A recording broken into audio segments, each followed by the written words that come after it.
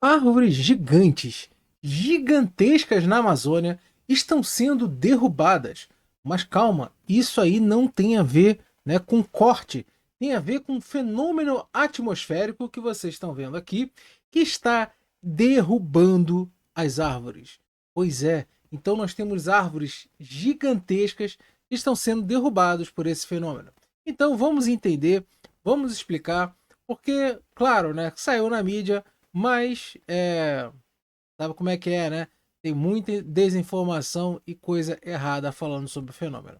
Então, se você gosta desse tipo de vídeo, né, de aqui é aquele canal que vai explicar e vai falar dos fenômenos naturais e como eles ocorrem. Então, se você gosta desse vídeo, vem comigo que eu vou lhe contar, mas antes já peço a você que largue o dedo no like e no final, somente no final você vai compartilhar. Vamos fazer esse acordo? Eu te entrego um conteúdo de qualidade, no final você compartilha e deixa um comentário interessante. Então, vamos lá. Acontece que é isso aqui, ó. Microexplosão. Entenda esse fenômeno capaz de derrubar árvores gigantes e raras na Amazônia. Árvores raras na Amazônia. Não é tão raras assim.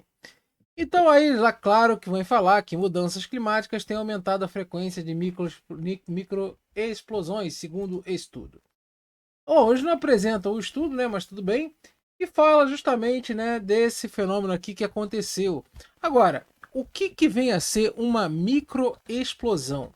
Uma microexplosão ou downburst, né, ou também chamado de rajada descendente, ele é um vento muito forte, é um vento repentino, muito forte, que ajuda a de repente a partir de um ponto que quando ele bate no solo e, né, derruba a porcalhada toda. E um downburst, né, ou microexplosão, ele pode ter diferentes causas. Porém, a causa mais comum é, por exemplo, aquele resfriamento evaporativo durante uma precipitação muito intensa. Pode acontecer tanto, né, com chuva, tá? Mas eu também tanto com também sem chuva, tá? Se tiver uma nuvem muito pesada, mas não estiver chovendo, também pode acontecer. E também quando há uma massa de ar muito seco abaixo da nuvem, as gotas que evaporam e as pedras de gelinho, né, ou seja, o granizo, eles derretem, aumentando a densidade de ar frio que fica logo acima. E aí o que acontece? Literalmente, você tem uma nuvem que vai perder a sustentação e ela cai sobre o solo, formando uma microexplosão. O interessante, né, que até mesmo aqui, ó, esse site fez uma coisa muito interessante mostrando isso. E sim, ó, botou um aviãozinho aqui, ó, porque uma microexplosão desse tipo pode derrubar um avião. Turbulência não derruba, tá? Mas uma microexplosão pode. Então a microexplosão, ela acontece dessa forma. Ah, mas Thiago, mas como é que eu sei que isso aí que aconteceu lá não foi um tornado? Mas pode ter tornado na Amazônia, primeira coisa? Sim, pode. Aqui nós temos, por exemplo, um tornado lá em Ji-Paraná, em Rondônia, que aconteceu em 2007. O grande problema é que tornados acontecem também na Amazônia, acontecem no Brasil todo, pode acontecer no Brasil todo, tá? E já aconteceram, cada estado já teve pelo menos um tornado registrado. Acontece que a Amazônia é muito grande e o registro lá é muito ruim. O nosso registro no Brasil todo é muito ruim. E um tornado, ele não é um sistema que dure muito tempo. É diferente, por exemplo, de um ciclone extratropical, que é aquele que vem lá de baixo, lá no sul, e a gente sabe lá, tá vindo um ciclone e tal. E prever um tornado é muito mais difícil. A gente dá, às vezes, alerta, principalmente naquele corredor do tornado, né, lá no Brasil, e que a gente fala assim, olha, vai ter uma tempestade muito forte, então há a probabilidade de formar tornado. Então, quando nós temos essas supercélulas, a gente consegue formar tornado. E sim, já tivemos vários tornados e vários, até mesmo, né, aquele tornado na água, né, que é chamado de tromba d'água, tá? Lá na Amazônia e tal. Isso aí é comum acontecer, só que não é muito divulgado porque não tem muitos registros. Acontece agora, como é que a gente sabe que foi realmente uma microexplosão e não um tornado? Primeiro, a gente vai ver a diferença, porque um tornado, ele é aquela nuvem, né, que dá aquele ar aqui simplesmente rotativo, né, e vai chegar na nuvem, somente quando tem aquela nuvem funil, e só é tornado quando toca no solo. Só que a grande diferença é que depois que passa, ele deixa rastros. E o tornado, ele deixa um rastro totalmente aleatório. Ele não segue, né, uma linhazinha reta. Ele não segue, né, vamos dizer assim, o rumo certo.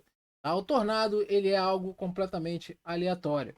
Agora, já um downburst, ou uma microexplosão, ele cai num ponto e gera estragos radiais. Né? Ó, que círculos concêntricos perfeitos. Então, essa forma dos estragos que a gente vê, quando que a gente vê um estrago no meio de uma floresta que é completamente, né, vamos dizer que não segue uma linha retinha, que tem algumas variações e tal, isso aqui é um tornado. Agora, quando a gente vê umas árvores caídas todas assim na mesma direção, né, você vê um sentido radial na destruição, aí você tem isso aqui. Você tem a microexplosão. Tá certo? Então essa é a grande diferença desses dois fenômenos. Agora, né, saindo desse desenho ridículo que eu fiz, então a gente mostra que justamente microexplosões, tá, não são algo, vamos dizer assim, tão raro de acontecer. Tá? Pelo contrário, essas tempestades, essas frequências, até mesmo existem vários climatologistas ao redor do mundo, tal, e que reportam o seguinte, que o downburst, ou esse microexplosão, é um fenômeno frequente durante fortes temporais, mas que nem sempre alcança as velocidades capazes de provocar grandes estragos. E essa rajada descendente, ela se intensifica acompanhada, por exemplo, de precipitação, por exemplo, quando pingos de chuvas e pedras, também granizos, podem arrastar esse ar frio da nuvem. Então, microexplosão é um fenômeno até relativamente comum. Só que esse grau de intensidade maior, aí sim que já é um pouco mais, né? Mais, né? Assim, não acontece sempre e tal. Mas nós estamos quando falando da Amazônia, de algo assim tão pouco, vamos dizer assim, visto, né? Esse tipo de situação pode sim provocar queda de árvores. Sim, pode. Inclusive, tá? Já temos aqui notícias de uma única tempestade derrubou 500 milhão de árvores na Amazônia. Diz estudo. Isso aqui, tá? É um rastro deixado, ó. Esse aqui provavelmente deve ter sido um tornado, tá? Pelo tipo de rastro. Mas isso aqui aconteceu, né, em 2005, tá? Onde que esse estudo justamente falou, né, que aconteceu lá na Amazônia, né, uma única e violenta, avassaladora tempestade varreu toda a floresta amazônica em 2005 e pode ter destruído 500 milhão de árvores. Tá? Então, pode ter sido até mais de um tornado, pode ter sido várias situações, até mesmo ventos fortes, que simplesmente fazem, né, aquele efeito dominó em árvores. Derruba uma grande, a grande vai derrubando a pequena, que vai derrubando o outro, vai derrubando o outro, e acaba fazendo um efeito dominó. Então, 500 milhão de árvores foram derrubadas na Amazônia em 2005, somente com tempestades. Claro que, então quer dizer que desmatamento humano tal. Não, uma coisa não tem nada a ver com a outra. Isso aí nós estamos falando de fenômenos naturais. Tá? Desmatamento ilegal tem que ser combatido e combatido com rigor. Agora, e existem estudos também que falam sobre a vulnerabilidade da floresta amazônica à mortalidade por causas de tempestades. Pois é, apesar do estudo tá sendo falado que um aumento de tempestades e tal, mas só que simplesmente nós temos, ele pega desde a Amazônia, né? Aqui no Peru, Colômbia, Venezuela e oeste do Brasil, tá? Então, ele mostra justamente que existe uma vulnerabilidade, saiu, né, justamente das questões das árvores, que não são tão assim propícias a tempestades tão fortes.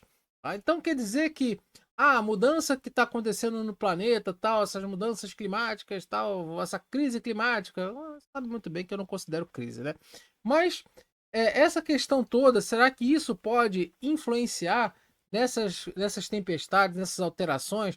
Bom, primeiro a gente tem que definir, né? Se vai ter seca na Amazônia ou tempestade. E o que define isso, claro, justamente a questão das chuvas, onde que tem aquela a zona de convergência intertropical, ora está mais para cima, ora está mais para baixo. E esses eventos aqui tá, de microexplosão e tornados na Amazônia e tal, eles são mais comuns no verão. Tá? Eles são mais comuns no verão. Acontece que nós temos também, tá, um outro artigo muito interessante que fala justamente das mudanças climáticas no Holoceno e sucessão de hidrarcas na Amazônia em terras baixas, né, ali do Equador. Só que isso aqui ele dá uma visão geral de como teve, no caso, a própria Amazônia em si, tá, com relação ao clima passado.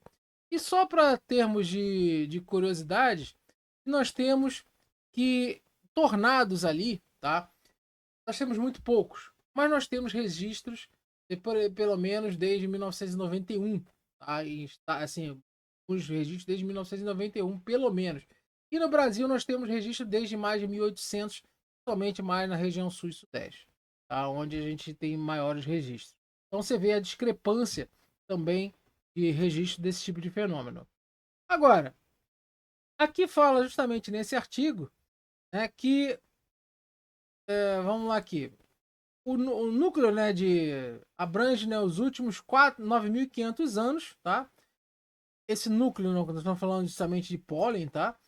E um registro aproximadamente nos últimos 2.000 anos, onde que nenhum dos núcleos registrou evidências de impactos humanos, claro, né, porque era praticamente uma habitação muito pouca, tá?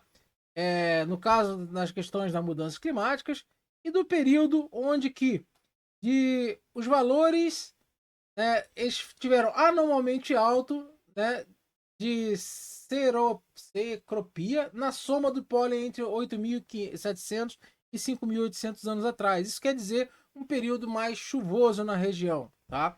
E após 5.800 anos naquela região, mostra que teve um período seco que culminou entre 4.900 e 3.700 anos. Então, muito provável, e mostra que, de novo, a inundação sazonal de 3.700 a 1.000 anos atrás também, né? E, no caso, né, depois, após 1.000 anos, o moderno Pantanal e a arborização foi estabelecida. Ou seja, o que nós temos hoje é aproximadamente, tá? Na questão até mesmo do Pantanal. Então, aqui mostra justamente que períodos secos aconteceram. E esses períodos secos, eles são menos propícios a terem tempestades. Então, meus caros amigos, muito provavelmente, esses períodos de chuvas mais fortes ali na Amazônia e tal, foram períodos de aumento de tempestades, né, como mostra aqui também. Então, só que a falta de estudos e a falta de registros, né, na Amazônia tal, nessa região, tem um déficit muito grande da questão de a gente resolver isso aí, se dá um branch realmente está aumentando, se está diminuindo, se está tal.